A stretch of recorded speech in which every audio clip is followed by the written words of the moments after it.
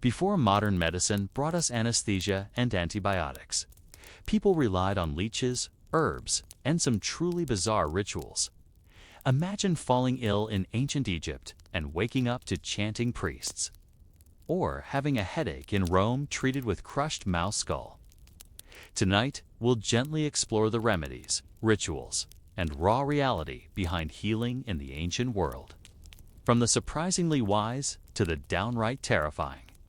If you've ever wondered how humans survived before hospitals, you're in for a wild but sleepy ride. Tap the bell and subscribe so you never miss another strange bedtime history scroll. Before we continue, I'd love to know where are you listening from and what time is it for you right now. It's always amazing to see how far our quiet sleuth stories are reaching. You find yourself in the dusty archives of the New York Historical Society in 1920, where a single papyrus scroll would revolutionize our understanding of ancient medicine.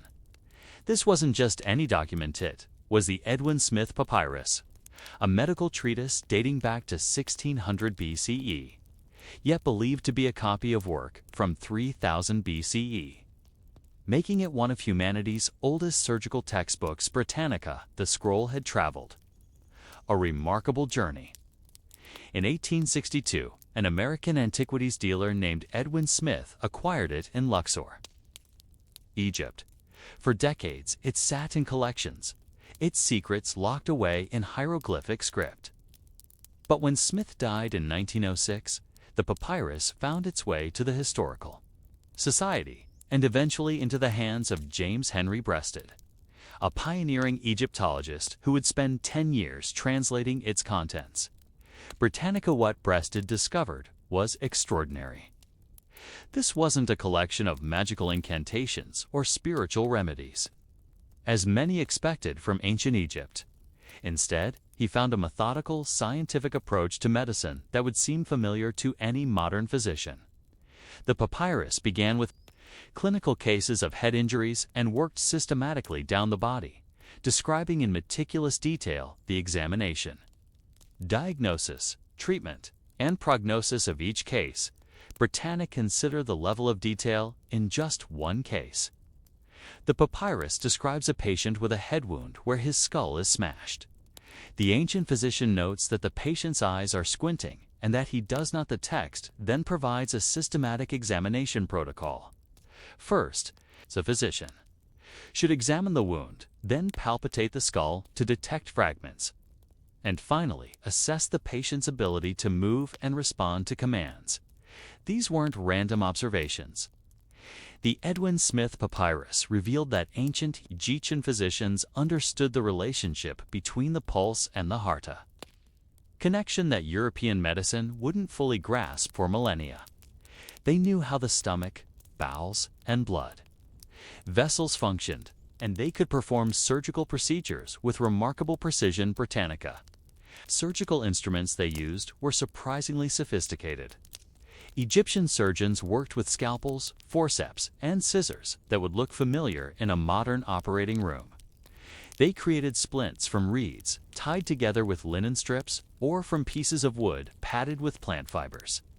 When they sutured wounds, they used linen thread and knew how to stop bleeding using cautery-heated instruments that sealed blood vessels. But perhaps most remarkably, they understood sterilization. Boils, abscesses, and infected wounds were opened surgically and drained using pieces of linen with poultices applied to promote healing. They treated dislocated shoulders using a method remarkably similar to the modern cautery technique, and they could reduce dislocated jaws using the same approach employed today. The papyrus also revealed their understanding of fracture management. They created what was essentially the first plaster cast, using linen soaked in a sticky resin material that hardened around the broken bone. Circumcision was routinely performed, and there are documented cases of hernia repair procedures that required not just skill, but a deep understanding of anatomy. Yet as advanced as these surgical techniques were, they existed within a complex framework of medical philosophy that modern minds might find difficult to comprehend. The Egyptians didn't separate medicine from magic the way we do today. Believed that health and illness resulted from a person's relationship with the universe, including other people, animals, and spiritual forces, both good and evil. This worldview shaped every aspect of their medical practice. While they could perform sophisticated surgery, they also believed that the success of any procedure depended on proper spiritual preparation and the correct recitation of healing spells. The physician wasn't just a technician, he was a mediator between the physical and spiritual worlds, responsible for maintaining the cosmic balance that kept his patients healthy. The training required to become an Egyptian physician was extensive and rigorous. Students began their education in the house of life, the temple schools where medical knowledge was preserved and transmitted. They spent years memorizing sacred texts, learning to read the hieroglyphic script in which medical knowledge was recorded, and studying the complex relationships between the physical and spiritual aspects of healing. The Egyptian medical system was hierarchical and well-organized. At the top were the chief physicians who served the pharaoh and the royal court. Below them were the temple physicians who treated the general population. And at the bottom were the specialists who focused on particular types of conditions: eye doctors, surgeons, and physicians who specialized in internal medicine. The documentation of medical cases was systematic and comprehensive. Egyptian physicians kept detailed records of their patients' conditions, treatments, and outcomes. These records weren't just for individual reference, they were part of a larger system of medical knowledge that was preserved and transmitted from generation to generation. The Egyptian understanding of prognosis was remarkably sophisticated. The papyrus contains numerous examples of physicians accurately predicting the outcome of various conditions. They understood which injuries would heal completely, which would leave permanent disabilities, and which would prove fatal. This prognostic skill was one of the most impressive aspects of Egyptian medicine and demonstrated their deep understanding of the natural history of disease. But how did this ancient medical system actually work in practice? What did it mean to be a physician in a world where the boundaries between magic and medicine didn't exist? And what can we learn from a civilization that developed surgical techniques that wouldn't be matched for thousands of years? The morning sun cast long shadows across the courtyard of the House of Life, attached to the Temple of Ptah in Memphis. Here, in these sacred halls, the mysteries of healing were taught to those chosen to serve as physicians. The year was 1500 BCE. And you are about to witness how the most sophisticated medical system of the ancient world actually functioned day by day. At the center of Egyptian medical theory lay a concept that would seem alien to modern understanding: the MTW system. According to the Ebers Papyrus, the human body contained 22 vessels, or MTW, that carried various substances throughout the body: blood, air, semen, mucus, and tears.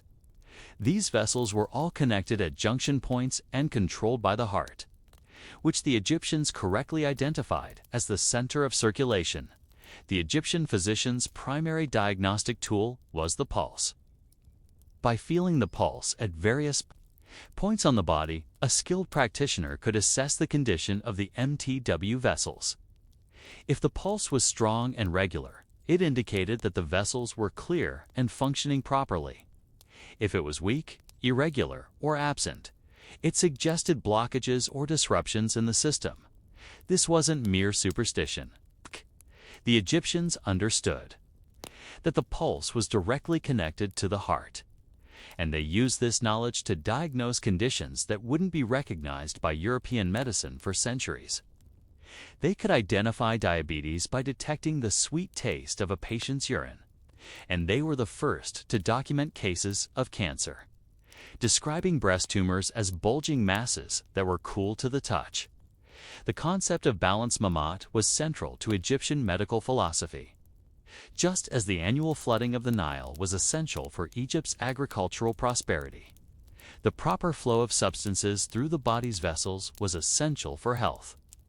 Disease occurred when foreign or noxious substances called wekhidu blocked these vessels, disrupting the delicate balance of the body. Treatment focused on restoring this balance through multiple approaches. The physician might prescribe complex pharmaceutical preparations made from hundreds of different substances. These weren't simple herbal remedies, they were sophisticated compounds that could be administered in 5 different ways: orally, rectally, vaginally, topically, or through fumigation. The medicines came in various forms: pills, cakes, ointments, eye drops, gargles, suppositories, KEs, and baths, but medication was just one part of the treatment. Egyptian physicians also performed surgical procedures that required extraordinary skill. They could remove cataracts from the eye, repair hernias, and set broken bones with remarkable precision. Their understanding of anatomy was so advanced that they could distinguish between different types of wounds and predict which would heal and which would. Proof fatal: the training of an Egyptian physician was a rigorous process that took years to complete. Students began by memorizing the sacred texts that contained the medical knowledge of their ancestors. These texts, known as the Books of Thoth, were considered so important that any physician who deviated from their prescribed treatments could face the death penalty. Yet within this rigid framework, there was room for innovation and observation. Egyptian physicians were skilled diagnosticians who could identify pregnancy in its earliest stages using a test that involved having the woman urinate on barley and emmer seeds. If the seeds germinated, it indicated pregnancy, a test that modern science has confirmed actually works the daily life of an Egyptian physician was filled with routine procedures that required both technical skill and spiritual preparation. A typical day might begin with the treatment of dental problems, extracting infected teeth, draining abscesses, and treating caries. The Egyptians were skilled dentists who understood the connection between dental health and overall well-being. Gynecological care was another important aspect of Egyptian medicine. Physicians could diagnose and treat various reproductive disorders, assist with difficult births, and even perform what may have been the world's first pregnancy tests. They understood contraception and had developed various methods to prevent unwanted pregnancies. Psychological aspects of healing were equally important. Egyptian physicians recognized that mental and emotional states could affect physical health, and they developed treatments that included dream interpretation and what we might today call psychotherapy. They understood that healing required treating the whole person, not just the symptoms of disease. The Egyptian approach to pain management was sophisticated and multifaceted. They used a variety of substances to relieve pain, including opium, alcohol, and various plant extracts. They understood that different types of pain required different approaches, and they developed specific treatments for headaches, joint pain, and abdominal discomfort. The role of the physician in Egyptian society was both prestigious and demanding. Physicians were expected to maintain the highest standards of professional conduct, and they were held accountable for their actions. The Code of Hammurabi, which influenced Egyptian law, specified penalties for physicians who failed to provide adequate care to their patients. The Egyptian medical system was also remarkably egalitarian for its time. While the best physicians served the pharaoh and the royal court, medical care was available to all levels of society. Temple physicians provided treatment to the general population, and there were specialized clinics for different types of conditions. The preservation of medical knowledge was a central concern of Egyptian physicians.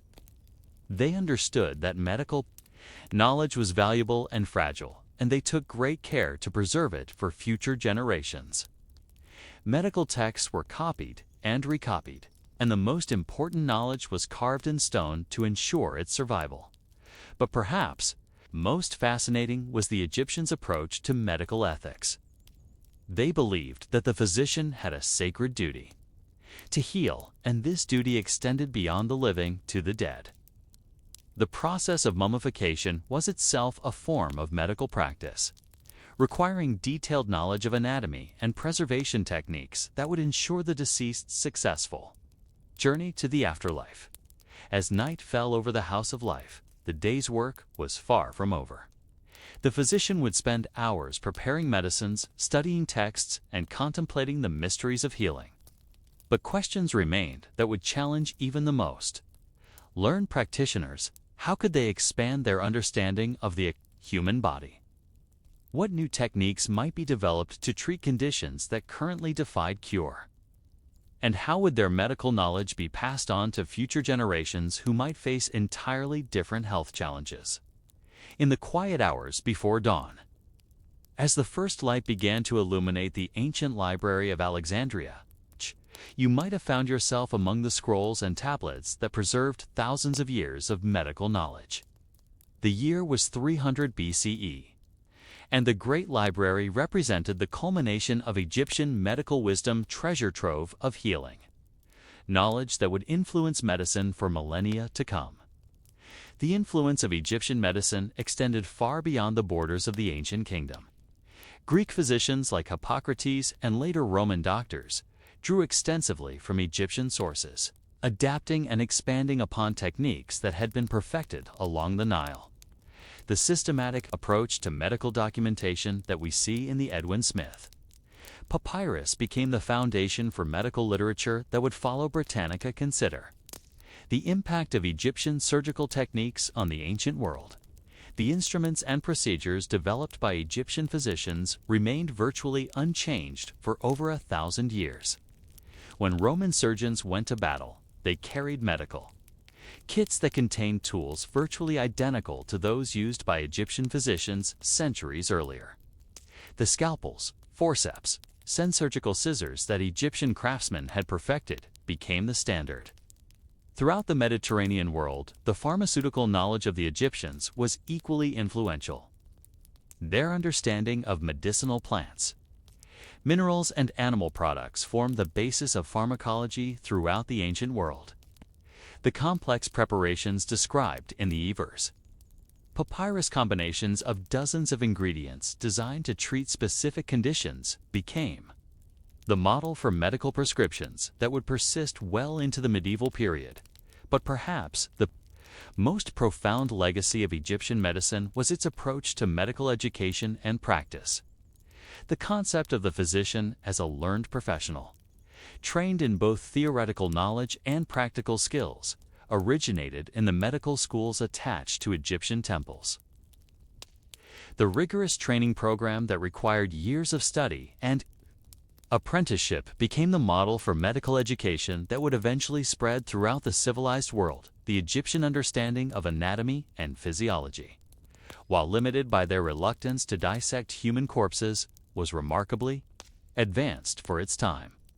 Their recognition of the heart as the center of circulation, their understanding of the connection between the pulse and cardiac function, and their knowledge of the digestive system all contributed to a foundation of medical knowledge that would not be significantly improved upon for centuries. Britannica, the documentation methods pioneered by Egyptian physicians also had a lasting impact on medical practice.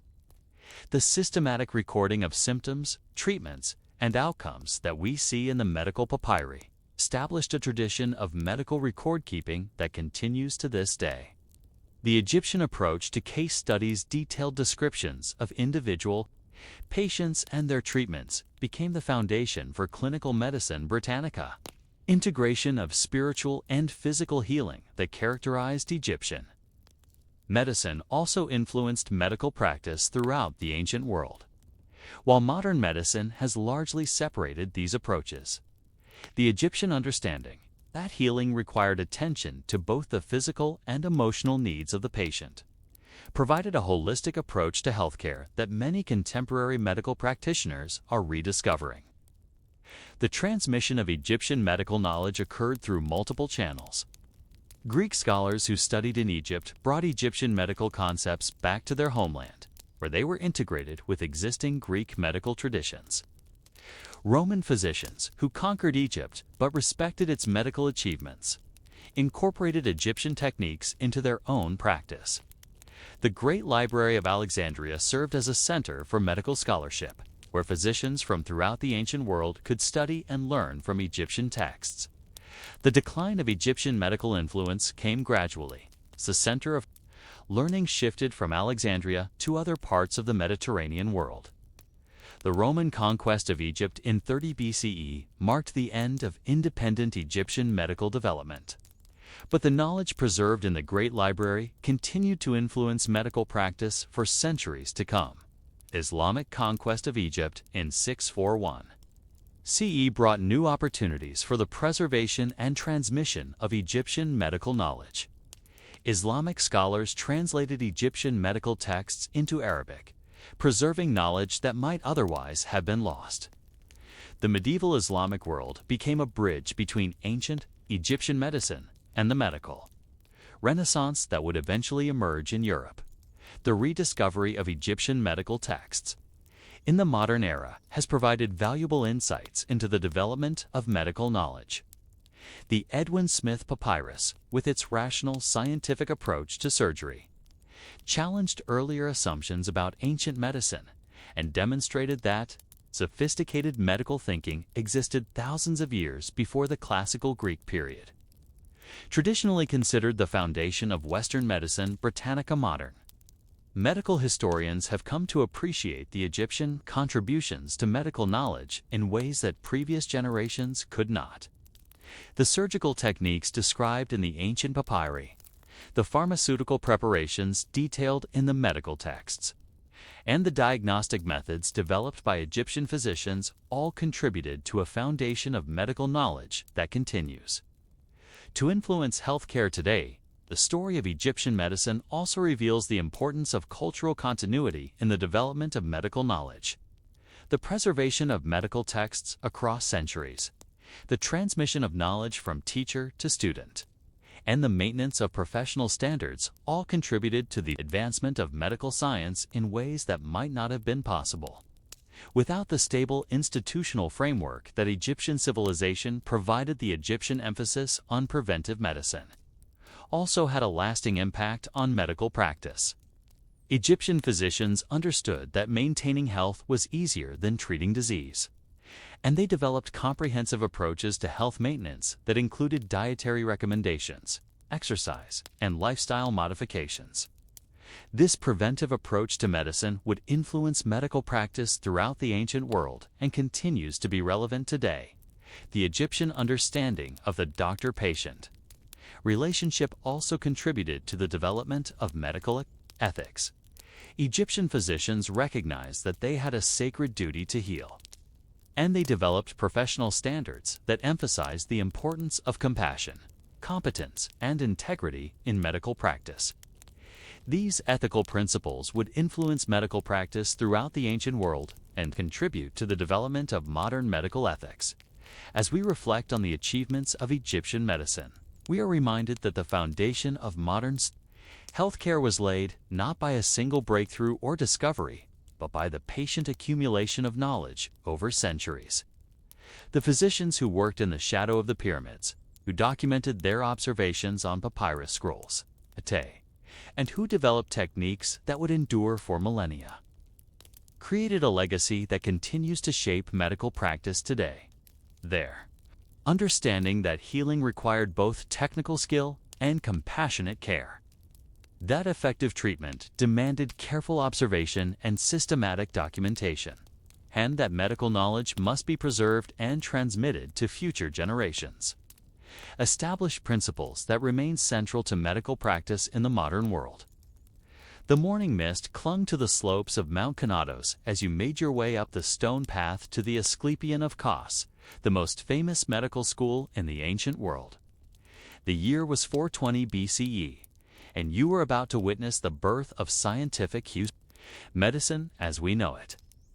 This small Greek island, barely 30 miles long, would produce a medical revolution that would influence healthcare for over 2,000 years. The Asclepion wasn't just a hospital, it was a complex of buildings that included treatment centers, libraries, gymnasiums, and dormitories for medical students. At its heart stood the Temple of Asclepius, the Greek god of healing, where patients would sleep in hopes of receiving healing dreams from the deity. But it was in the lecture halls and treatment rooms surrounding the temple that a new kind of medicine was being born. The man responsible for this transformation was Hippocrates of Cos, a physician whose approach to medicine would fundamentally change how humanity understood health and disease. Unlike his predecessors, who attributed illness primarily to divine punishment or supernatural causes, Hippocrates proposed that disease had natural causes that could be understood and treated through careful observation and a rational analysis. Central to Hippocratic medicine was the theory of the four humors: blood, phlegm, yellow bile, and black bile. These weren't just abstract concepts, but tangible substances that Greek physicians believed they could observe and manipulate. Each humor had specific qualities that corresponded to the four elements that the Greeks believed made up all matter. Blood was hot and wet like air. Phlegm was cold and wet like water. Yellow bile was hot and dry like fire. And black bile was cold and dry like earth's. The genius of this system lay in its simplicity and logical consistency. Health, according to Hippocratic theory, consisted of maintaining a perfect balance among these four humors.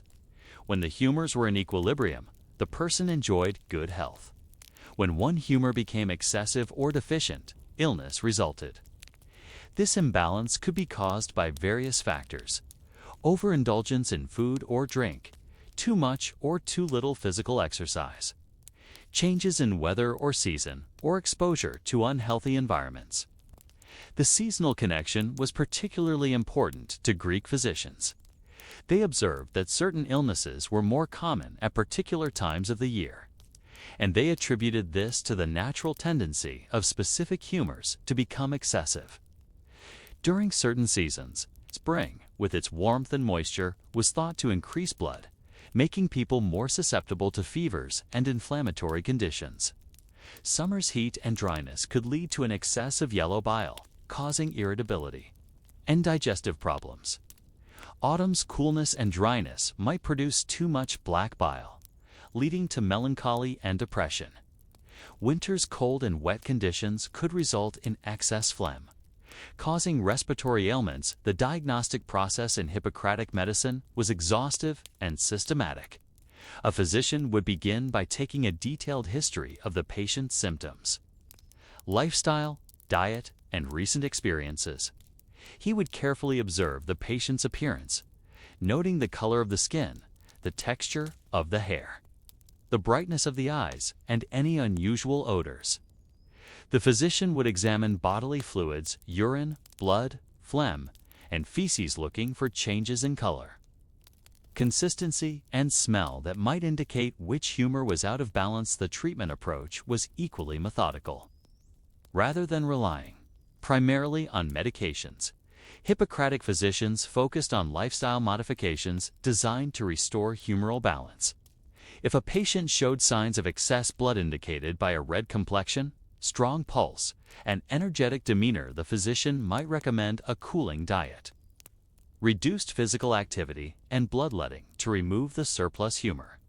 If phlegm was excessive, suggested by a pale complexion, sluggish behavior, and respiratory symptoms, the treatment might include warming foods, increased exercise, and expectorants to help expel the excess phlegm. The evacuation of excess humors was a central component of Hippocratic treatment. Physicians employed various methods to remove surplus humors from the body: bloodletting for excess blood, purgatives for excess bile, exusis for conditions involving the stomach, and diuretics for problems related to fluid retention. These weren't random treatments, they were carefully calculated interventions, designed to restore the natural balance of the humors. The Hippocratic approach to medicine was revolutionary in its emphasis on prognosis, the ability to predict the course of a disease. Greek physicians spent considerable time studying the natural history of various conditions, documenting patterns of symptoms that allowed them to forecast whether a patient would recover, suffer complications, or die. This prognostic skill became one of the distinguishing features of Greek medicine and helped establish the physician's credibility with patients and their quet. and their families. The educational system that developed around Hippocratic medicine was unlike anything that had existed before. Medical knowledge was passed down through apprenticeship, with students learning not just techniques and treatments, but also the philosophical and ethical foundations of medical practice. The Hippocratic Oath, which established ethical guidelines for physicians, emphasized the sacred nature of the doctor-patient relationship and the physician's duty to do no harm. The impact of Hippocratic medicine extended far beyond the treatment of individual patients. The systematic approach to medical education, the emphasis on careful observation and documentation, and the development of a coherent theoretical framework for understanding health and disease all contributed to the establishment of medicine as a distinct profession. The Hippocratic physicians weren't just healers, they were scholars, teachers and researchers who laid the foundation for all subsequent medical development. The Hippocratic approach to medical ethics was groundbreaking. The famous Hippocratic Oath established principles that continue to guide medical practice today. The oath emphasized the physician's duty to protect patient confidentiality, to avoid harm, and to maintain the highest standards of professional conduct. These ethical principles were revolutionary for their time and established medicine as a profession with special moral obligations. The Hippocratic Corpus, the collection of medical texts attributed to Hippocrates and his followers, represented a systematic attempt to document medical knowledge and make it available to future generations. These texts covered a wide range of medical topics, from surgical procedures to dietary recommendations, and they established the foundation for medical literature that would influence practice for centuries. The Hippocratic emphasis on natural causes of disease was revolutionary. By rejecting supernatural explanations for illness, Hippocratic physicians opened the door to rational investigation of health and disease. This naturalistic approach to medicine established the foundation for scientific medicine and marked a crucial turning point in the development of medical knowledge. But as successful as the Hippocratic system was, it raised questions that would challenge physicians for centuries to come. How could they better understand the workings of the human body? What new treatments might be developed to address conditions that seem to resist traditional humoral therapy? And how would this system of medicine evolve as it spread beyond the Greek world to other cultures and civilizations? The sun was setting over the Athenian agora as you followed the physician Diacoles through the narrow streets of the ancient city. The year was 350 BCE. And you were about to witness how the theory of the four humors was actually applied in daily medical practice. Each patient presented a unique puzzle that required careful analysis and systematic treatment based on the principles that Hippocrates had established. The first patient was a merchant who had been suffering from what we might today recognize as depression. He complained of persistent sadness, loss of appetite, and difficulty sleeping.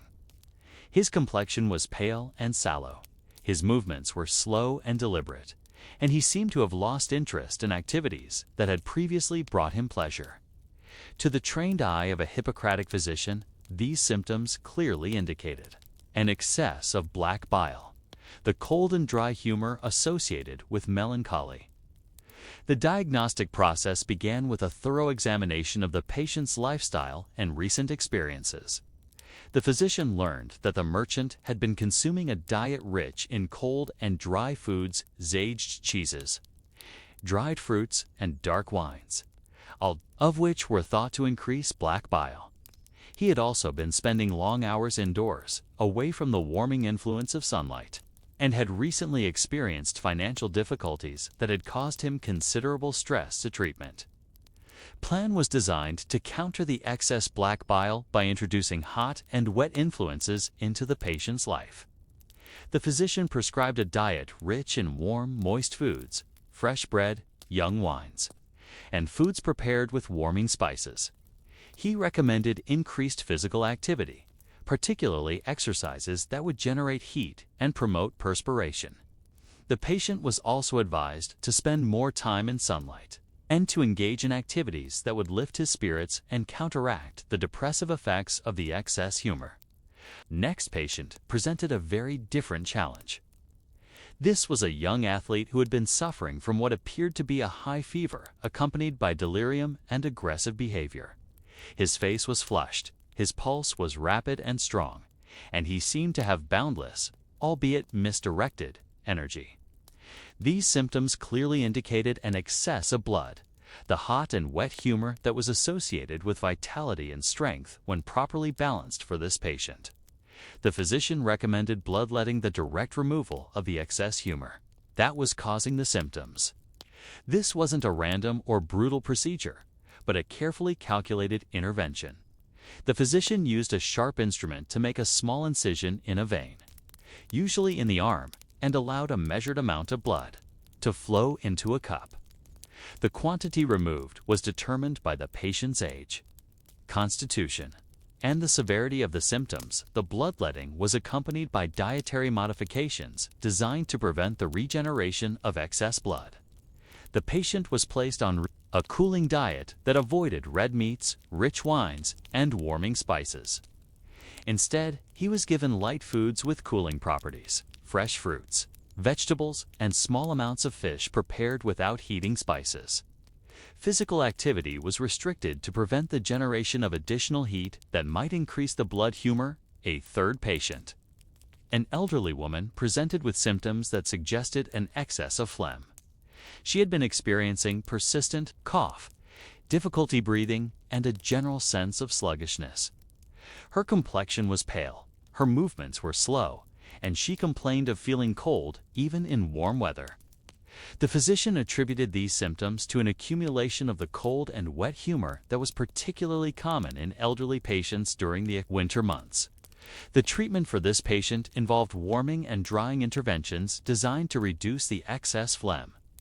She was prescribed expectorant medications made from warming herbs that would help her cough up the excess humor. Her diet was modified to include warming foods and spices that would counteract the cold and wet qualities of the phlegm. She was also advised to spend time in warm, dry environments and to engage in gentle exercises that would promote circulation and help expel the excess humor. The fourth patient was a middle-aged man who had been experiencing violent mood swings, tense anger, and digestive problems. His face was flushed with a yellowish tint. He complained of bitter taste in his mouth, and he seemed to be constantly irritated by minor inconveniences. These symptoms indicated an excess of yellow bile. The hot and dry humor associated with anger and digestive fire treatment for this patient focused on purgation, the removal of excess bile through the digestive system. The physician prescribed medications that would promote bowel movements and help expel the surplus yellow bile. The patient was also placed on a cooling diet that avoided spicy foods, strong wines, and anything that might increase the heat and dryness associated with bile. He was advised to avoid situations that might provoke anger and to engage in calming activities that would help restore emotional balance. The sophistication of Hippocratic diagnosis extended beyond simple symptom recognition.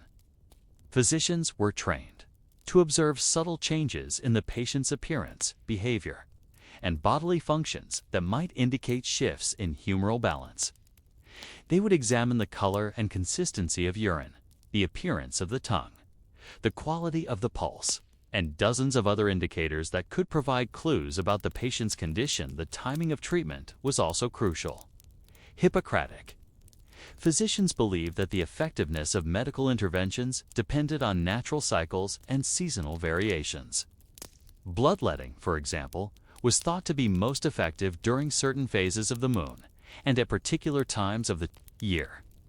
Similarly, the administration of medications was timed to coincide with the patient's natural rhythms and the environmental conditions that might influence the absorption and effectiveness of the treatment. The follow-up care provided by Hippocratic physicians was equally systematic. Patients were monitored regularly to assess their progress and to make adjustments to their treatment as needed. The physician would track changes in symptoms, observe the patient's response to dietary modifications, and modify the treatment. Planned based on the patient's evolving condition, the Hippocratic approach to pain management was sophisticated and humane. Physicians understood that different types of pain required different treatments, and they developed specific approaches for managing acute and chronic pain. They used various substances to relieve pain, including opium, alcohol, and herbal preparations. But they also emphasized the importance of addressing the underlying humoral imbalances that might be causing the pain. The Greek physicians' understanding of the relationship between mind and body was remarkably advanced. They recognized that emotional states could affect physical health and that physical conditions could influence mental well-being. This holistic approach to health and disease was one of the most important contributions of Greek medicine to the development of medical knowledge. The documentation of medical cases was systematic and comprehensive. Greek physicians kept detailed records of their patients' conditions, treatments, and outcomes. These records served not only as a reference for individual practice, but also as a foundation for medical education and the advancement of medical knowledge. But perhaps most importantly, Hippocratic medicine emphasized the physician's role as an educator and guide. Patients were taught to understand their own humoral constitution and to recognize the early signs of imbalance. They learned to modify their diet, exercise, and lifestyle to maintain optimal health and to prevent the recurrence of illnesses. The evening deepened and the last patient departed. You might have wondered about the long-term effectiveness of these treatments. How successful were these interventions in actually curing disease? What would happen as this system of medicine spread to other cultures and civilizations? And how would future physicians build upon these foundations to develop new and more effective treatments? The Great Library of Alexandria was bustling with scholarly activity as you made your way through halls lined with scrolls and codices. The year was 150 CE, and you were about to witness how Greek humoral medicine had not only survived but thrived, adapting to new cultures and evolving into an even more sophisticated system under the influence of Roman physicians like Galen. The theory of the four humors had become the foundation of medical practice throughout the civilized world. Galen of Pergamon had taken the basic framework established by Hippocrates and expanded it into a comprehensive medical system that addressed not just disease, but the very nature of human physiology. Working in Rome as physician to gladiators and, eventually, to the emperor himself, Galen had access to opportunities for anatomical study that earlier physicians could only dream of. His dissections of animals and his observations of human anatomy through the treatment of traumatic injuries allowed him to create detailed maps of the body's structure and function under Galen's influence. Humoral medicine became far more complex and sophisticated than its Hippocratic origins. Where earlier physicians had focused primarily on diet and simple evacuation techniques, Galen developed an elaborate pharmacological system that employed hundreds of different medications.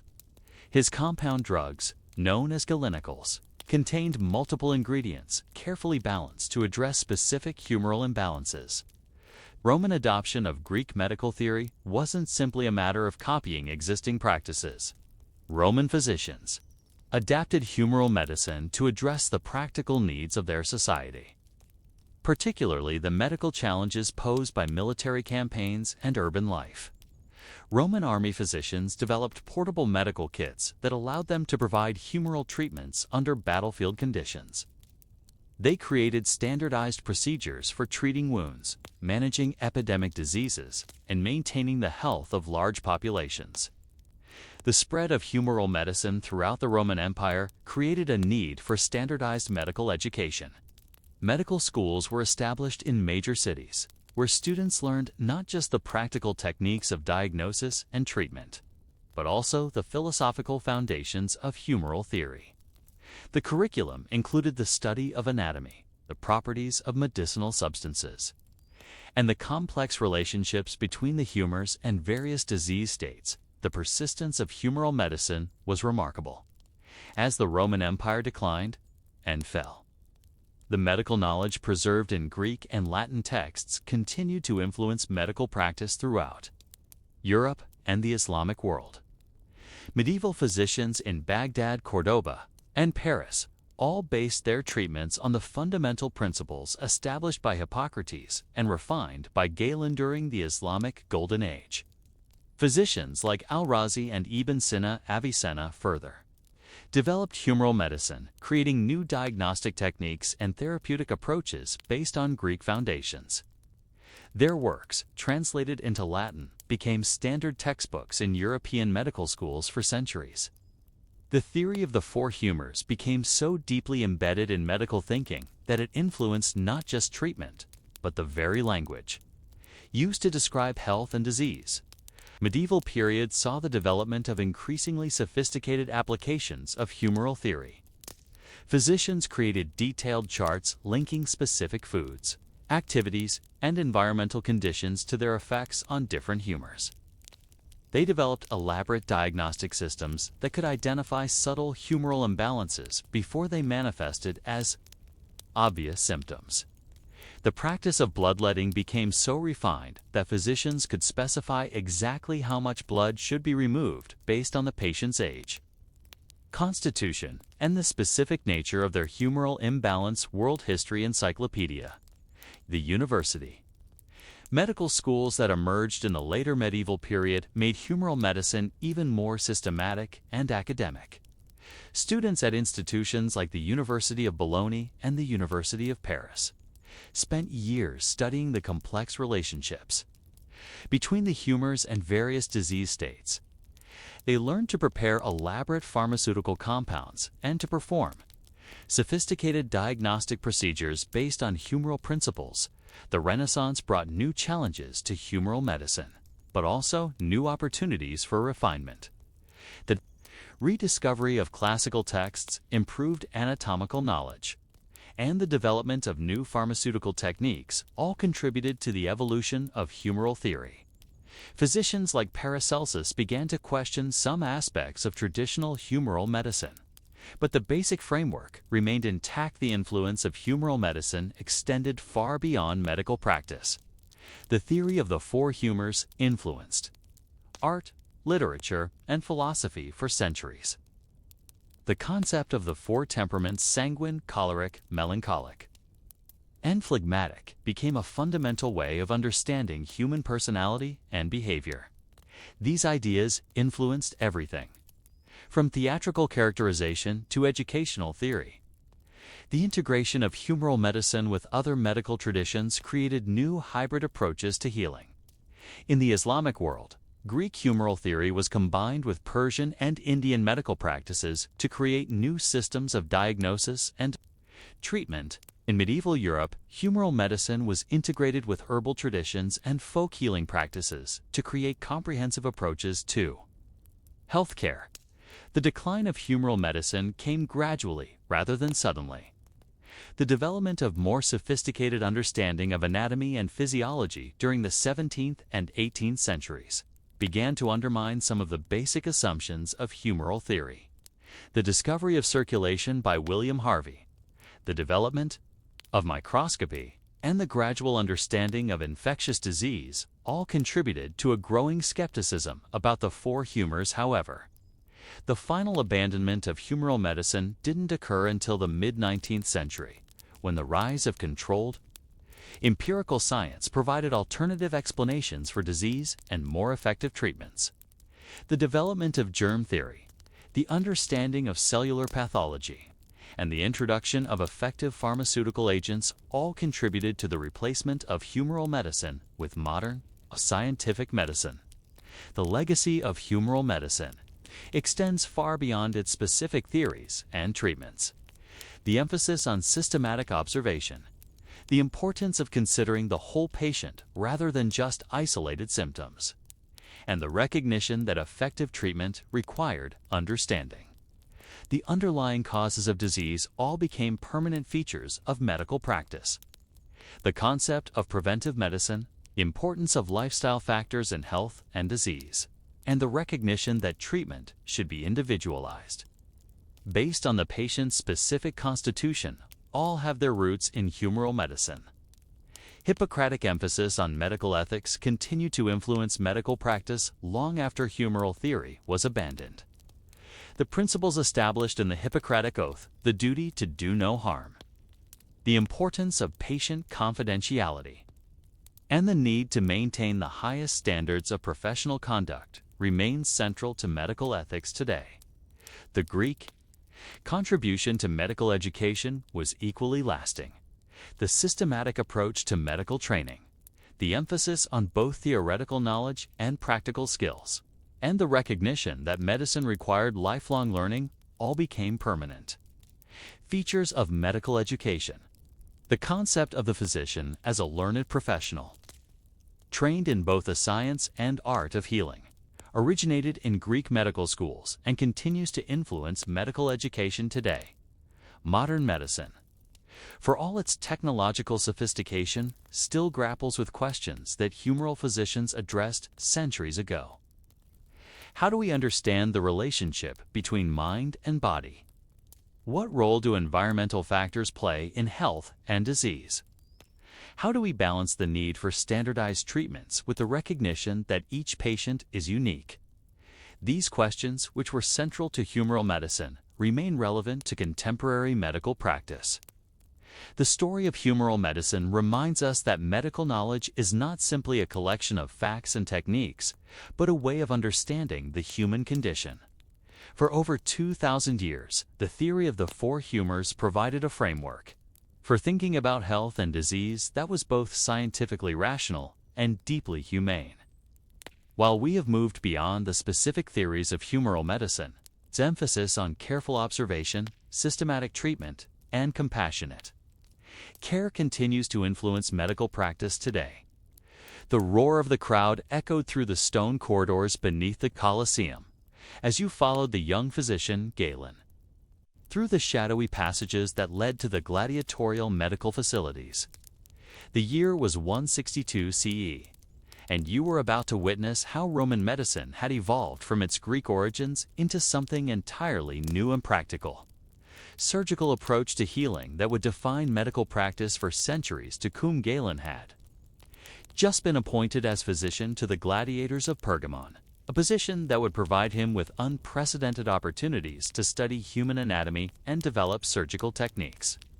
The gladiatorial games, for all their brutality, created a unique medical environment where physicians could observe and treat traumatic injuries that would have been fatal in any other context. Medical facilities beneath the arena were unlike anything that had existed before. Here, Roman engineering had created purpose-built hospitals equipped with operating theaters, recovery rooms, and specialized areas for different types of treatment. The walls were lined with shelves containing surgical instruments, medications, and bandages. Fresh water flowed through lead pipes and efficient drainage systems carried away waste innovations that wouldn't be matched in many parts of the world for over 1,000 years. Roman approach to medicine was fundamentally different from the Greek system that had preceded it. While Greek physicians had focused primarily on theory and the balance of humors, Roman medicine was intensely practical, driven by the immediate needs of treating traumatic injuries and managing public health on a massive scale. The Romans didn't abandon humoral theory entirely, but they adapted it to serve their practical needs. Roman physicians carried wooden medicine boxes that contained an impressive array of surgical instruments. These weren't crude tools, but sophisticated instruments that had been refined through centuries of use. The typical Roman surgical kit included scalpels with interchangeable blades, forceps for gripping tissue, catheters for drainage, and specialized arrow extractors designed for battlefield medicine. The sterilization of instruments was a crucial aspect of Roman surgical practice. Unlike many later medical traditions, Roman physicians understood the importance of cleanliness in preventing infection. They sterilized their instruments by boiling them in water before use, and they cleaned wounds with acid vinegar, which we now know has antiseptic properties. Pain management was another area where Roman medicine showed remarkable sophistication. Roman physicians used opium and scopolamine to relieve pain during surgical procedures. allowing them to perform operations that would have been impossible without anesthesia. They also understood the importance of proper wound care, using acid, vinegar to clean wounds and prevent infection. The range of surgical procedures that Roman physicians could perform was impressive. They could remove cataracts from the eye, repair hernias, set broken bones, and even perform cesarean sections, though these were typically performed only when the mother had died, in hopes of saving the infant. They could extract foreign objects from wounds, drain abscesses, and perform amputations when necessary. The Roman military medical system was particularly advanced. Army physicians were trained not just in treating battle wounds, but in preventing disease and maintaining the health of large numbers of soldiers. They understood the importance of sanitation, clean water supplies, and proper nutrition in preventing epidemic diseases. Roman army hospitals were marvels of organization and efficiency, capable of treating hundreds of wounded soldiers simultaneously. The Roman emphasis on public health represented a revolutionary departure from earlier medical traditions.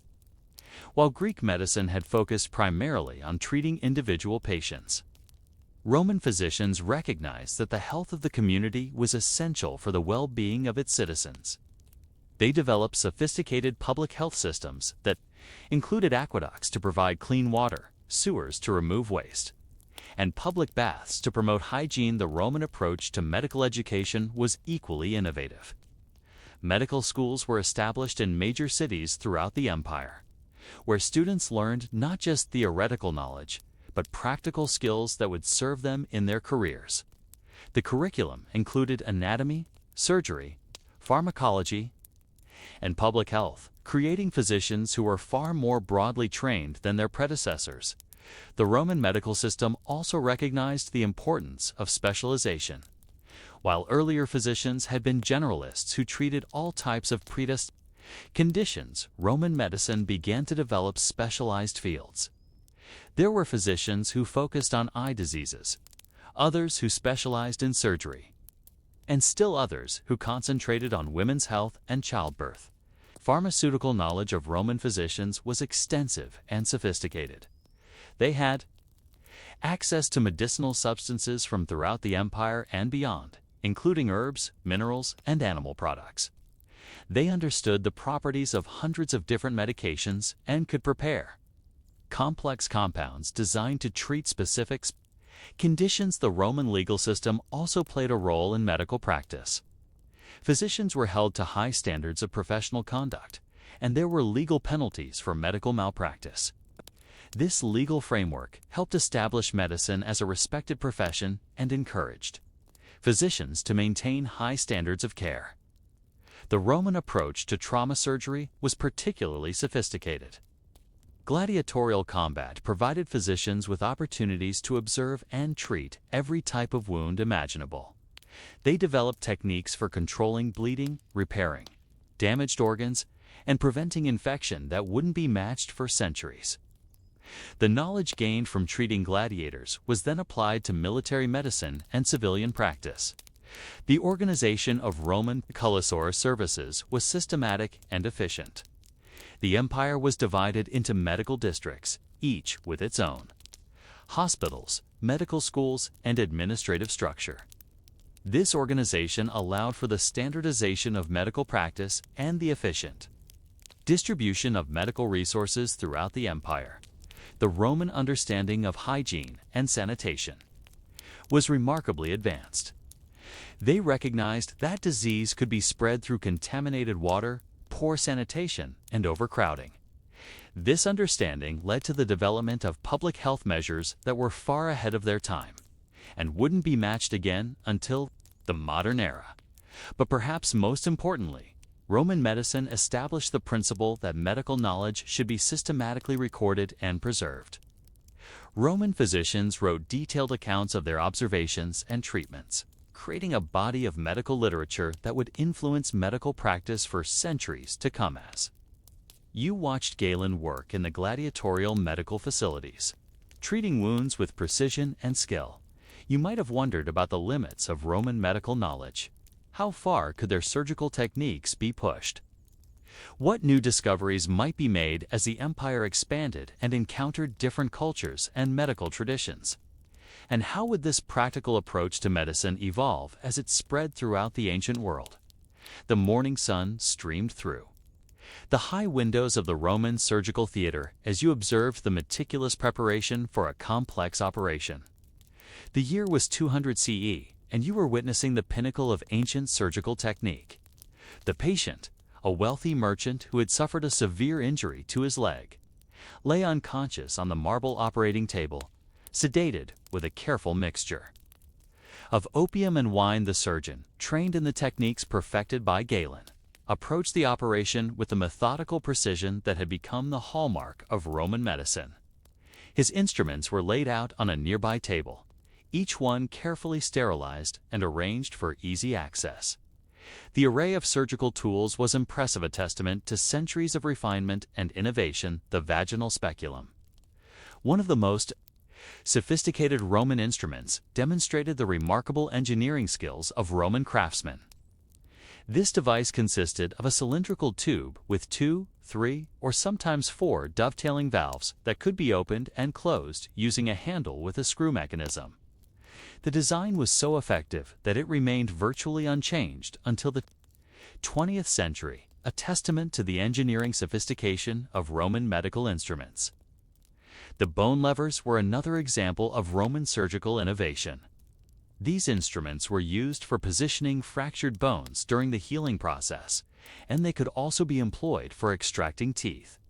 The design required a deep understanding of leverage and mechanical advantage, allowing surgeons to apply precise amounts of force without causing additional damage to surrounding tissues. Bone forceps were specialized instruments designed for gripping and manipulating bone fragments during surgical procedures.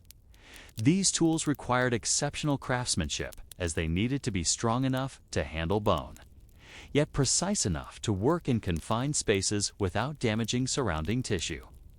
The Roman ability to create such sophisticated instruments speaks to their advanced metallurgical skills and their understanding of surgical requirements. Cupping vessels were used for bloodletting, a procedure that remained central to Roman medical practice despite their more sophisticated surgical techniques. These vessels were heated and then applied to the skin, creating a vacuum that would draw blood to the surface. The procedure was often used in conjunction with small incisions to remove what physicians believed was corrupted blood. The Roman understanding of postoperative care was remarkably advanced.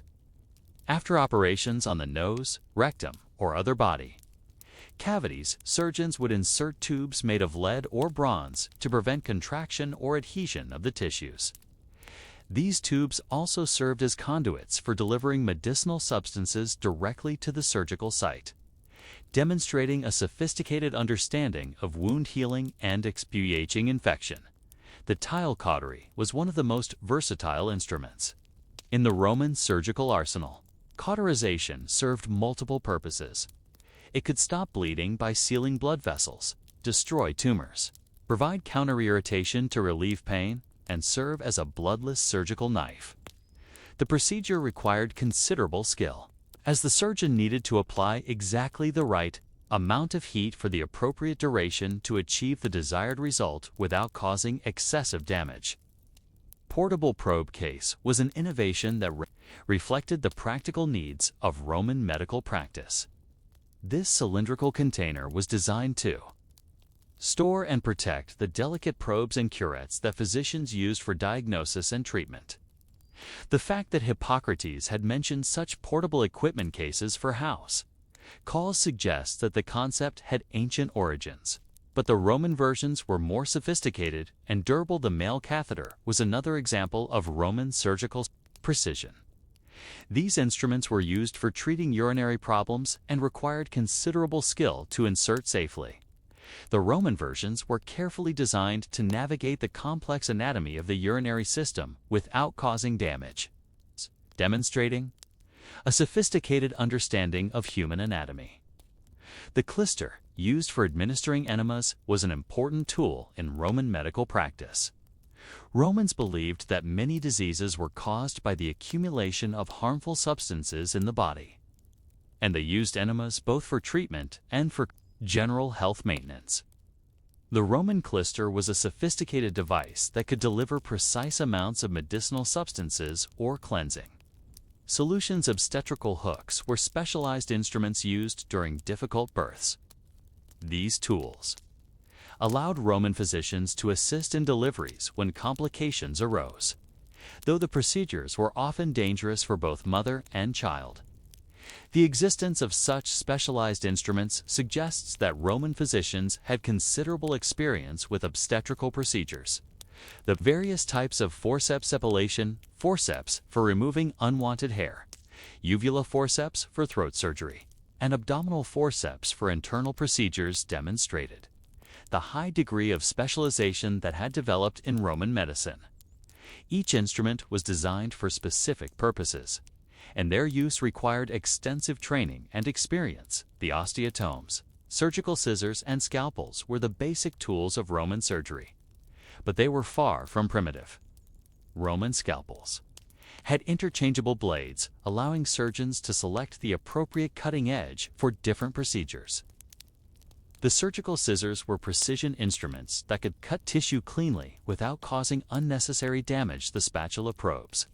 And curettes were diagnostic and treatment tools that allowed Roman physicians to examine internal body cavities and remove diseased tissue. These instruments required considerable skill to use effectively, as they needed to be inserted into body cavities without causing damage to healthy tissue. The sophistication of Roman surgical instruments reflected a medical system that had evolved far beyond its Greek origins. While Greek medicine had been primarily theoretical, Roman medicine was intensely practical, driven by the need to treat traumatic injuries and manage public health on a massive scale. The Roman approach to surgery was systematic and evidence-based, with procedures that were carefully documented and taught to succeeding generations of physicians. The manufacturing of Roman surgical instruments was a specialized craft that required exceptional skill and knowledge. The craftsmen who created these instruments had to understand not only metallurgy and engineering, but also the specific requirements of surgical procedures. The instruments had to be sharp enough to cut cleanly, strong enough to withstand repeated use, and precise enough to work in confined spaces. The maintenance and care of surgical instruments was equally important. Roman physicians understood that dull or damaged instruments could cause unnecessary harm to patients, and they developed systematic procedures for maintaining their tools. Instruments were regularly sharpened, cleaned, and inspected to ensure they remained in optimal condition. The training required to use these instruments effectively was extensive and rigorous.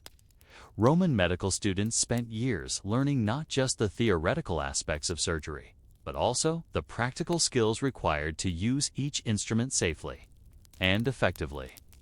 The curriculum included anatomy, surgical technique, instrument care, and patient management. The preservation of these instruments and the documentation of their use provides us with unique insights into the practice of ancient medicine. The fact that many of these tools remained virtually unchanged for centuries until the modern era suggests that Roman physicians had achieved a level of surgical sophistication that would not be significantly improved upon for over a millennium. But as impressive as these instruments were, they raised questions about the limits of ancient surgical practice. How effective were these procedures in actually curing disease? What was the survival rate for patients who underwent major surgery? And how would these techniques evolve as the Roman Empire expanded and encountered different medical traditions? The Great Hall of the Medical School at Alexandria was filled with students from across the Roman Empire, each eager to learn the techniques that had made Roman medicine the most advanced in the ancient world.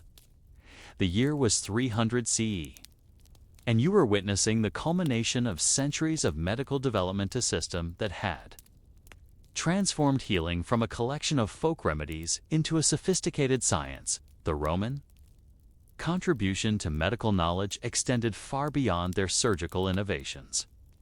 They had created the first systematic approach to public health, recognizing that the health of individuals was inextricably linked to the health of their communities. This insight led to the development of public health infrastructure that wouldn't be matched in scale and sophistication for over 1,000 years. The Roman aqueduct system was, perhaps, the most visible example of their commitment to public health. These massive engineering projects brought clean water to cities throughout the empire, providing a resource that was essential for both individual health and community sanitation. The Romans understood that access to clean water was fundamental to preventing disease, and they invested enormous resources in creating and maintaining these systems. The Roman sewer system was equally impressive. The Cloaca Maxima in Rome, which drained the city's waste into the Tiber River, was a marvel of engineering that helped prevent the accumulation of waste that could lead to epidemic disease. Similar systems were constructed in cities throughout the empire, creating a level of urban sanitation that wouldn't be seen again until the modern Erutha. Roman public baths were more than just recreational facilities. They were an integral part of the empire's public health system. These complexes provided access to hot and cold water, exercise facilities, and social spaces where citizens could maintain their health and well-being. The Romans understood that physical fitness and cleanliness were essential for preventing disease, and they made these resources available to all citizens. The Roman military medical system was perhaps the most advanced aspect of their healthcare infrastructure. Roman army physicians were trained not just in treating battle wounds, but in preventing disease and maintaining the health of large numbers of soldiers. They understood the importance of sanitation, clean water supplies, and proper nutrition in preventing epidemic diseases that could devastate an army. The Roman military hospitals were marvels of organization and efficiency. These facilities were designed to treat hundreds of wounded soldiers simultaneously, with specialized areas for different types of injuries and efficient systems for moving patients through the treatment process. The Roman military medical system served as a model for civilian healthcare and established principles of medical organization that would influence healthcare delivery for centuries. The Roman approach to medical education was revolutionary. Unlike earlier medical traditions that relied primarily on apprenticeship, Roman medical schools provided systematic instruction in anatomy, surgery, pharmacology, and public health. Students learned not just how to treat individual patients, but how to think systematically about health and disease. The Roman legal system also played a crucial role in establishing medicine as a respected profession.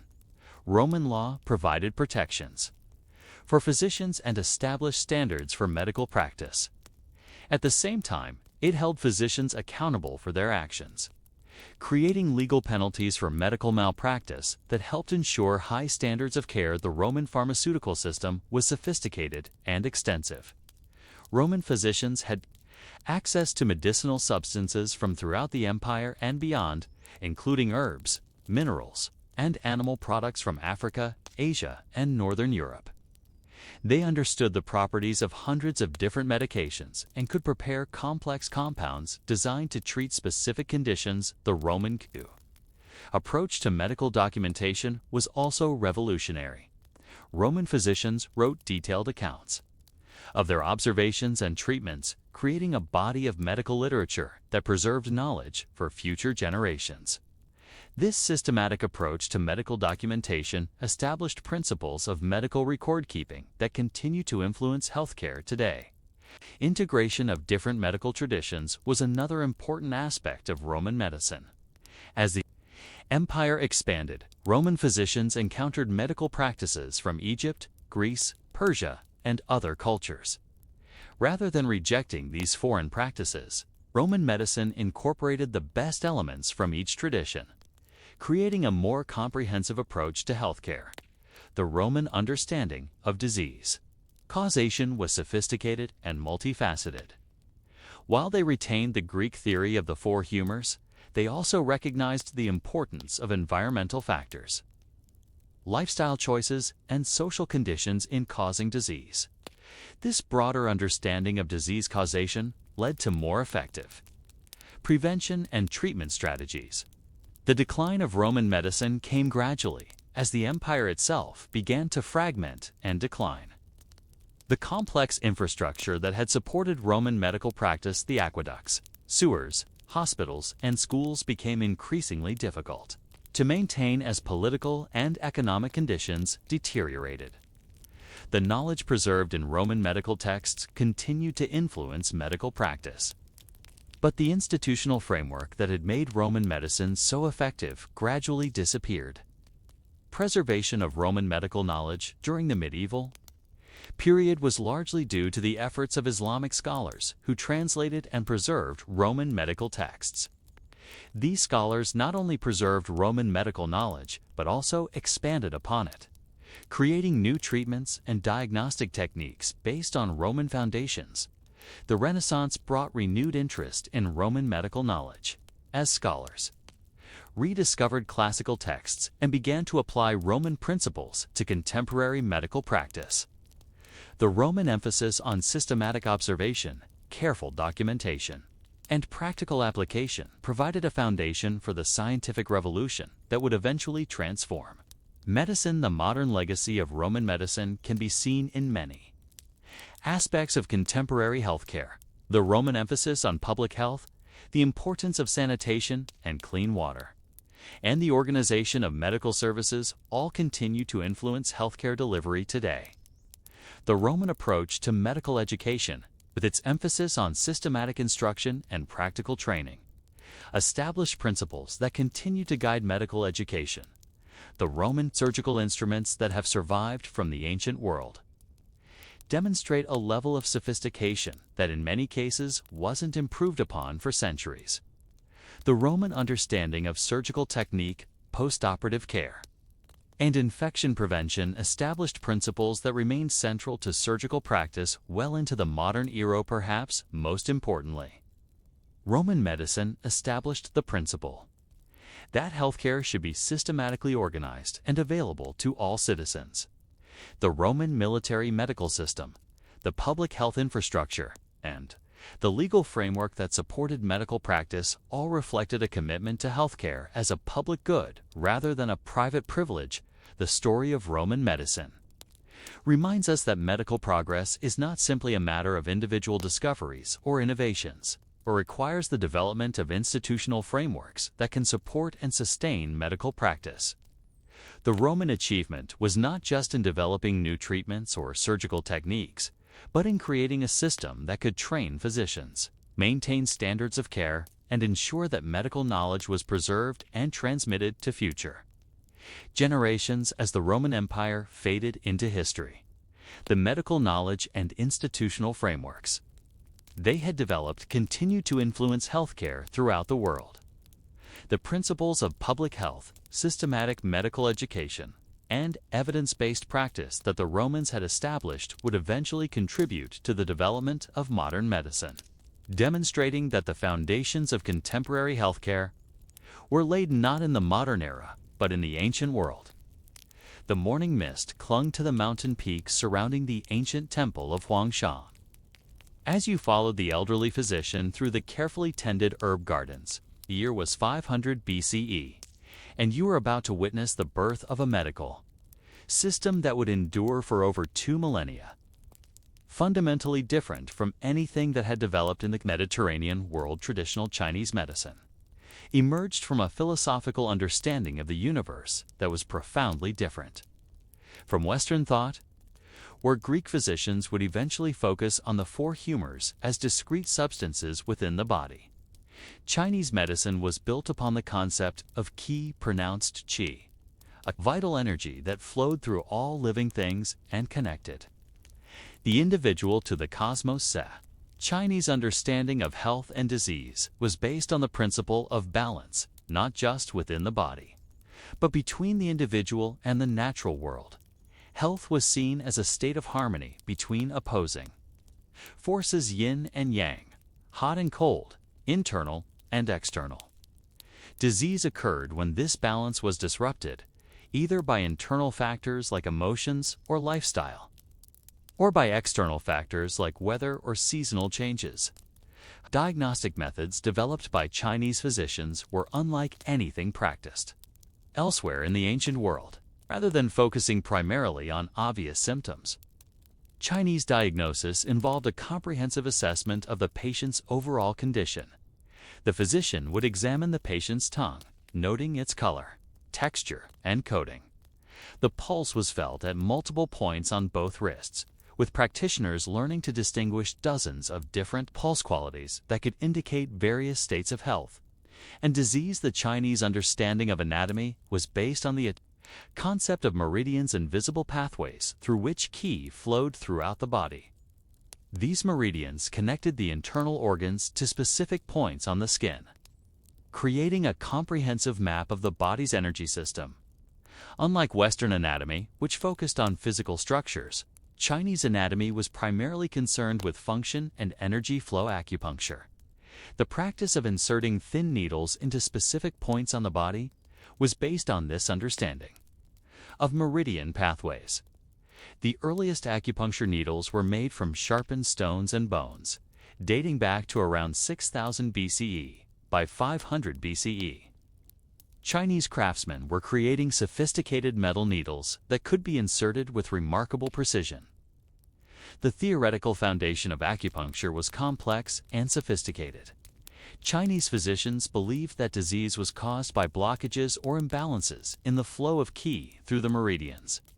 By inserting needles at specific points, they could redirect the flow of energy, remove blockages, and restore balance to the body's energy system. The selection of acupuncture points was not random, but was based on centuries of observation and systematic documentation.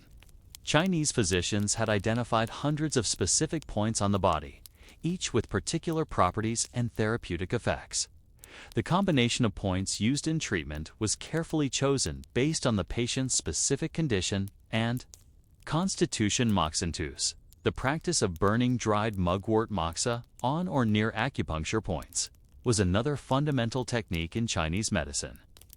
This practice was believed to warm the meridians and strengthen the body's qi, making it particularly useful for treating conditions associated with cold or weakness. Chinese herbal medicine was equally sophisticated, based on a detailed understanding of the properties of thousands of different plants, minerals, and animal products. Chinese physicians didn't typically use single herbs, but created complex formulas that combined multiple ingredients to address the patient's specific pattern of symptoms. These formulas were carefully balanced to avoid side effects and to enhance the therapeutic effects of individual ingredients. The Chinese approach to diagnosis was holistic, considering not just physical symptoms, but also emotional states, lifestyle factors, and environmental influences.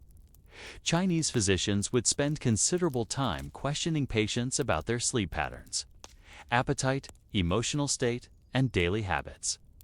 They understood that physical health was intimately connected to mental and spiritual well-being. Training of Chinese physicians was a lengthy process that required not just memorization of techniques, but deep understanding of philosophical principles. Students studied classic texts like the Yellow Emperor's Classic of Internal Medicine, which provided the theoretical foundation for Chinese medical practice. They learned to think in terms of patterns rather than isolated symptoms, developing the ability to see connections between seemingly unrelated aspects of a patient's condition. The Chinese understanding of prevention was sophisticated and comprehensive. Rather than waiting for disease to develop, Chinese physicians emphasized the importance of maintaining health through proper diet, exercise, and lifestyle practices. They developed systems of physical exercises like Qigong and Tai Chi that were designed to promote the flow of qi and maintain the body's natural balance. Seasonal approach to health was particularly important in Chinese medicine. Chinese physicians recognized that the body's needs changed with the seasons, and they adjusted their treatments accordingly. Spring treatments might focus on supporting the liver and promoting growth, while winter treatments might emphasize kidney function and conservation of energy. The Chinese approach to mental health was integrated with physical treatment in ways that were unknown in other ancient medical systems. Chinese physicians understood that emotional states could cause physical illness, and they developed treatments that addressed both the physical and psychological aspects of disease. They recognized specific emotional patterns associated with different organ systems and could treat psychological problems through acupuncture and herbal medicine. The documentation of Chinese medical knowledge was extensive and systematic. Chinese physicians kept detailed records of their observations and treatments, creating a vast body of medical literature that preserved knowledge for future generations.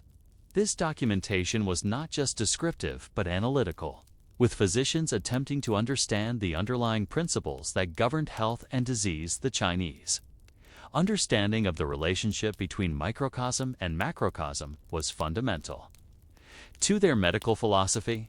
They believed that the human body was a reflection of the larger universe, and that understanding the patterns of nature could provide insights into the patterns of health and disease. This cosmological approach to medicine influenced every aspect of Chinese medical practice. The development of Chinese medical theory was a gradual process that evolved over centuries. Early Chinese physicians observed patterns in nature and applied these observations to understanding the human body. They developed systematic approaches to diagnosis and treatment that were based on careful observation and logical reasoning. The Chinese approach to medical ethics was based on Confucian principles of benevolence, righteousness, and propriety. Chinese physicians were expected to treat all patients with compassion and respect, regardless of their social status or ability to pay. This ethical framework established medicine as a noble profession and encouraged physicians to maintain high standards of care. But as you watch the Chinese physician work in his mountain retreat, carefully selecting herbs and preparing treatments based on principles that had been developed over centuries, you might have wondered about the effectiveness of these ancient techniques. How did Chinese medicine compare to other ancient medical systems? What would happen as Chinese medical knowledge spread to other parts of the world? And how would these ancient practices evolve as they encountered new challenges and different cultural contexts? The imperial palace at Chang'an was bustling with activity as you followed the court physician through the ornate halls of the Tang Dynasty Palace. The year was 750 CE, and you were about to witness Chinese medicine at its most sophisticated, as practiced by the most skilled physicians in the empire. The emperor himself relied on these ancient healing arts, and the palace medical staff represented the pinnacle of Kiak. Only ruby kiss has the luxurious texture that glides on. My Chinese medical achievement, the first patient of the day was a court official who had been suffering from what we might today recognize as chronic fatigue syndrome. He complained of persistent exhaustion, poor sleep, and difficulty concentrating. In the Western medical tradition, these symptoms might have been attributed to an excess of phlegm or black bile, but the Chinese physician approached the case from an entirely different perspective. The diagnostic process began with a careful examination of the patient's tongue. The physician noted that it was pale with a thin white coating, indicating what Chinese medicine would classify as a deficiency of yang qi, warm, active energy that provided vitality and strength. The pulse examination revealed a deep, slow pulse that further confirmed the diagnosis of qi deficiency. The physician then questioned the patient extensively about his lifestyle, diet, and emotional state. He learned that the official had been working long hours, eating irregular meals, and experiencing considerable stress from his court duties. In Chinese medical theory, these factors could lead to a weakening of the spleen and kidney systems, which were responsible for generating and storing qi. The treatment plan was comprehensive and individualized. The physician prescribed a complex herbal formula containing ginseng, astragalus, and other ketonifying herbs designed to strengthen the patient's constitution and restore his energy levels. The formula was carefully balanced to avoid any ingredients that might cause side effects or interfere with the patient's specific condition. Acupuncture was also prescribed, with needles inserted at specific points known to strengthen qi and improve energy flow. The treatment focused on points along the stomach and spleen meridians, which were believed to be responsible for transforming food into qi. Additional points were selected to calm the spirit and improve sleep quality. The physician also recommended lifestyle modifications based on Chinese medical principles. The patient was advised to eat regular meals consisting of warm, easily digestible foods. He was taught simple qigong exercises designed to cultivate qi and improve energy flow. The physician emphasized the importance of regular sleep and suggested specific times for rest and activity based on the body's natural rhythms. Second patient was a young woman experiencing what we might today call anxiety and depression. She reported feeling restless, having trouble sleeping, and experiencing sudden episodes of crying. The Chinese physician recognized these symptoms as indicating a disturbance in the heart-kidney axis, with the heart fire becoming too active and the kidney water becoming insufficient to cool it. The diagnostic examination revealed a red tongue with a yellow coating and a rapid, thin pulse, signs that confirmed the diagnosis of heart fire with kidney yin deficiency. The physician also noted that the patient's symptoms had begun after a period of intense emotional stress, which Chinese medicine recognized as a common trigger for this type of imbalance. Treatment for this patient involved a different approach.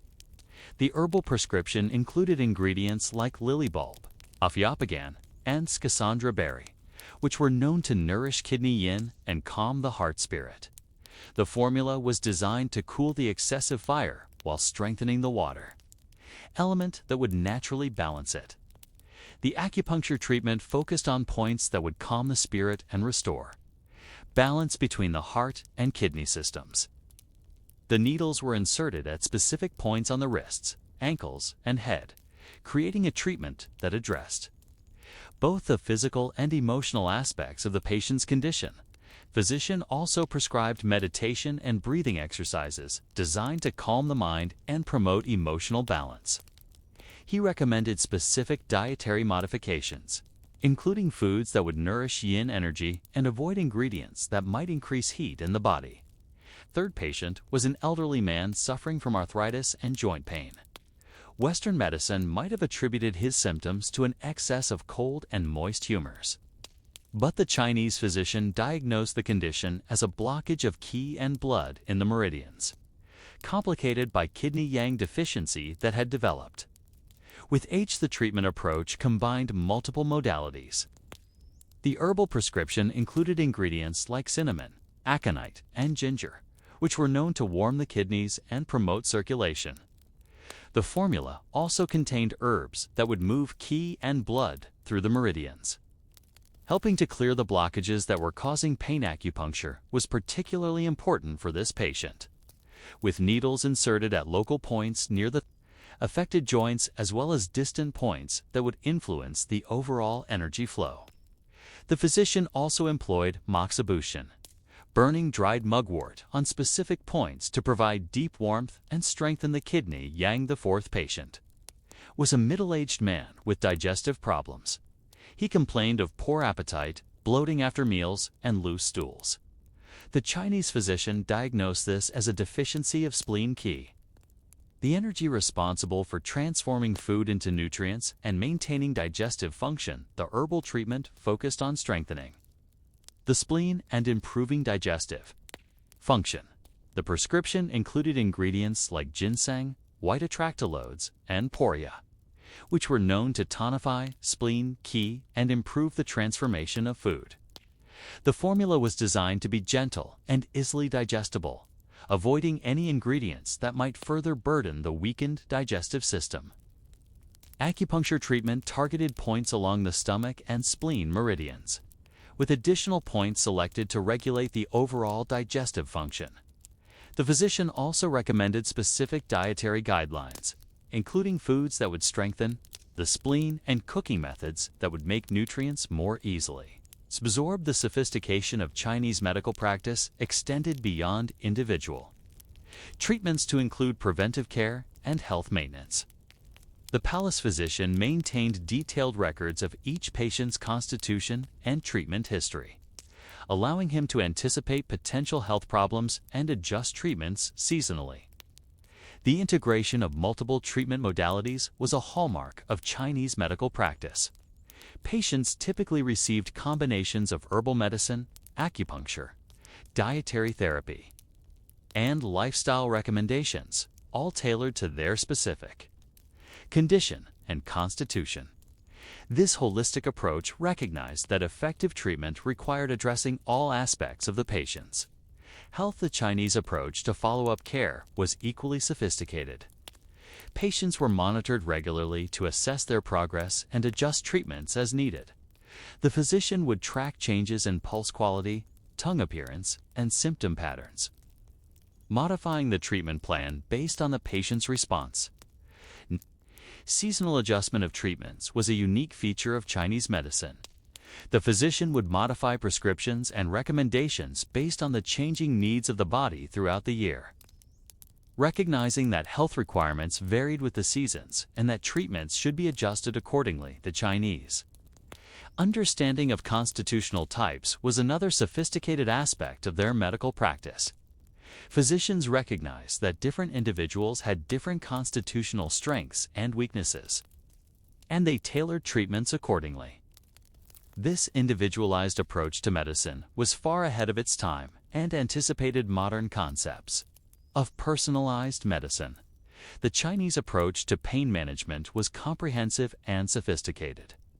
They understood that pain could have multiple causes and developed different strategies for treating acute and chronic pain. The combination of acupuncture, herbal medicine, and physical therapy provided effective relief for many types of pain conditions. The integration of mind-body therapies in Chinese medicine was particularly advanced. Chinese physicians recognized that emotional states could affect physical health and developed treatments that addressed both aspects simultaneously. The use of meditation, breathing exercises, and qigong provided patients with tools for managing stress and maintaining emotional balance, as you observed the Chinese physician work throughout the day, treating patients with a combination of ancient wisdom and sophisticated technique. You might have wondered about the long-term effectiveness of these treatments. How would Chinese medicine evolve as it encountered new challenges and different cultural contexts? What would happen as this ancient system of healing spread beyond the borders of China to influence medical practice throughout the world? The Great Library of the Imperial Medical College in Beijing was filled with centuries of accumulated medical knowledge as you walked through its halls in the year 1400 CE here. During the Ming Dynasty, Chinese medicine had reached its fullest development, creating a comprehensive system of healing that would influence medical practice throughout Asia and eventually the world. The texts that line these shelves contain the wisdom of thousands of physicians who had contributed to the development of traditional Chinese medicine over nearly 2 millennia. The Ming Dynasty represented the golden age of Chinese medical literature and practice. During this period, Chinese physicians produced comprehensive medical texts that systematized thousands of years of clinical experience. The most famous of these works was the Compendium of Materia Medica by Li Shizhan, which described over 1,800 medicinal substances and their therapeutic properties. This massive work represented the culmination of Chinese pharmaceutical knowledge and would serve as the standard reference for Chinese medicine for centuries. The influence of Chinese medicine extended far beyond the borders of China itself. As Chinese culture spread throughout Asia, so did Chinese medical practices.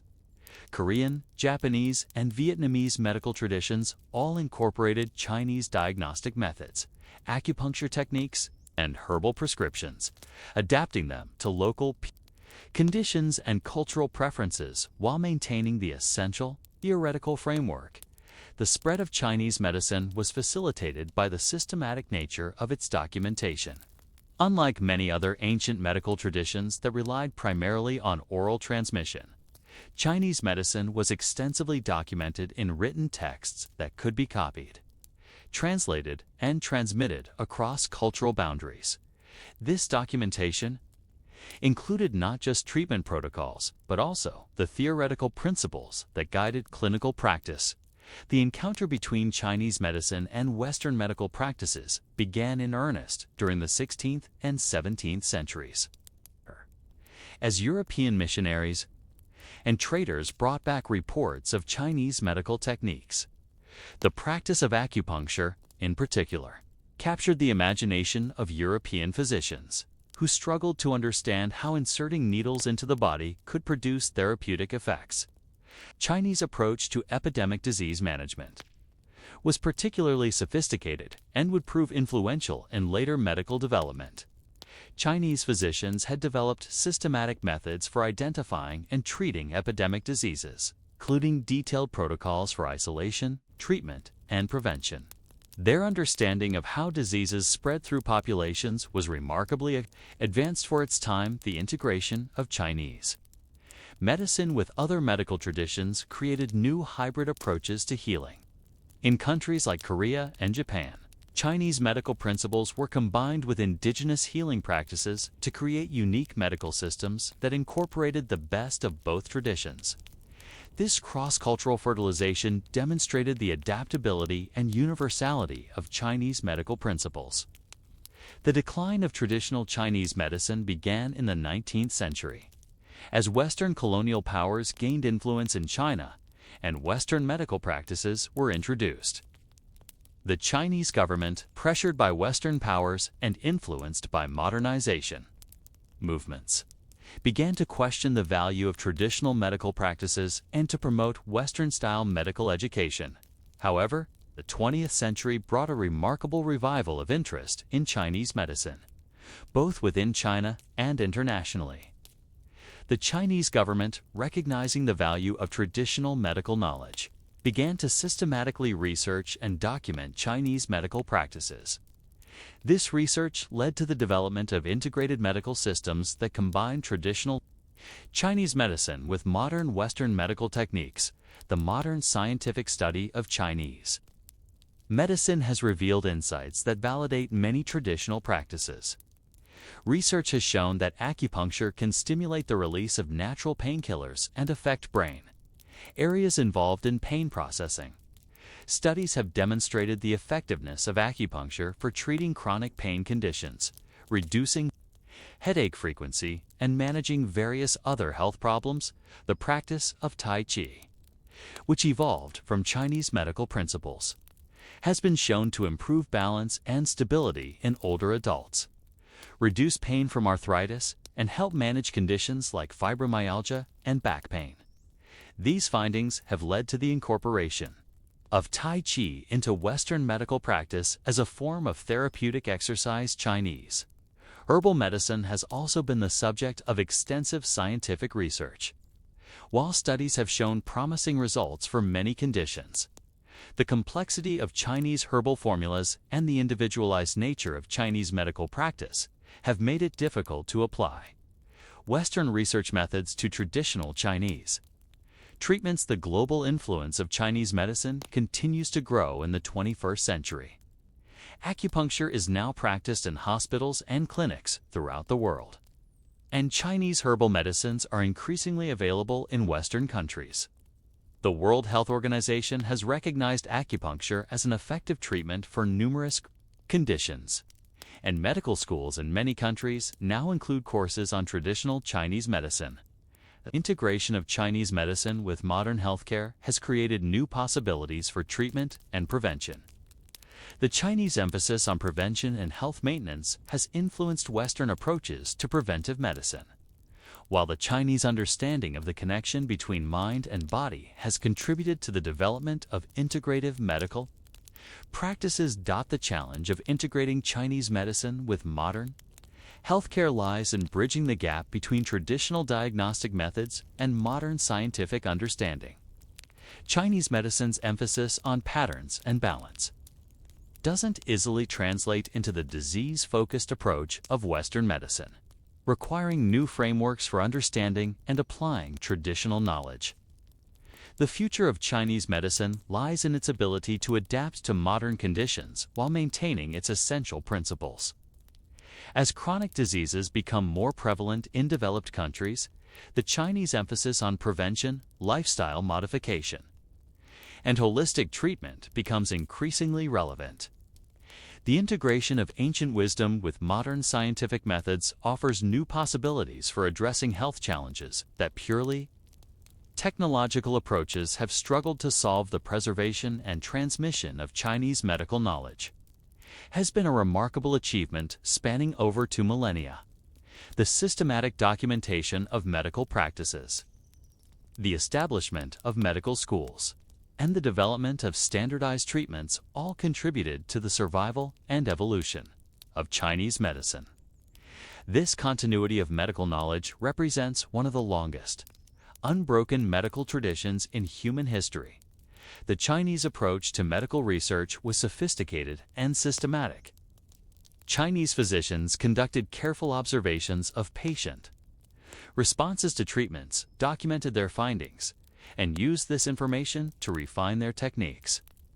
This empirical approach to medicine, combined with theoretical understanding, created a medical system that was both practical and intellectually rigorous. The Chinese understanding of the relationship between individual health and environmental factors was particularly advanced.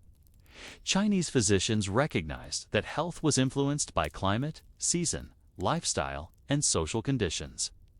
This ecological approach to medicine anticipated modern concepts of environmental health and social determinants of disease. The story of Chinese medicine reminds us that effective healthcare requires more than just technical interventions. It requires an understanding of the whole person and their relationship to their environment. The Chinese recognition that health is a dynamic balance, rather than simply the absence of disease, offers insights that remain relevant to contemporary medical practice. As we face new health challenges in the modern world, the ancient wisdom of Chinese medicine provides valuable perspectives on healing, prevention, and the maintenance of health throughout life. The legacy of Chinese medicine extends far beyond its specific techniques and treatments. Its emphasis on individualized care, preventive medicine, and the integration of mind and body has influenced medical practice throughout the world. As we continue to search for more effective and humane approaches to healthcare, the principles developed by Chinese physicians over centuries of practice offer valuable guidance for creating medical systems that truly serve human needs.